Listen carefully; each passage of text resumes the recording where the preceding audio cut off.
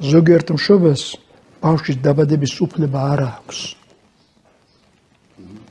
არც რომ იყოს რაღაცა კანონი, ზოგიერთ მშობელს უნდა მოსთხოვო ჯერ ან ესეთი გახდი, ან და შვილი არ იყოლიო. მაგრამ ასეთი კანონის მიღება შეუძლებელია. ხო, ლოთი რომ არის კაცი, გავარდნილი რომ არის, ნარკომანი რომ არის. დედა რომ ოჯახში არ აჩერდება. და მათ ოჯახში ბავშვი მოვიდა. შემთხვევით მოვიდა ბავშვი თუ რაღაცა როგორ დაებად არ იციან, ხო? ეს მამა რა მამა გახდება? დედა რა გახდება და შვილი რა გახდება კიდევ ამ ოჯახში.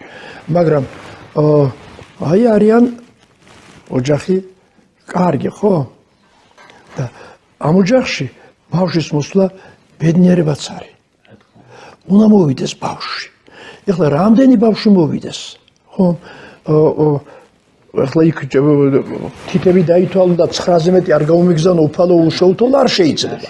ხო, 9 ძმა ხერხეულზე იყო და ისტორიაში დარჩა. ეს არა 9 ძმა ხერხეულზე ისინი რომ არა, ალბათ ისტორიის ეს მშვენიერი ფურცელი არ გვექნებოდა, ხო? შეიძლება 9 ჰყავდეს, შეიძლება მეტიც ჰყავდეს, ოჯახს გააჩნია. მათ კულტურას გააჩნია.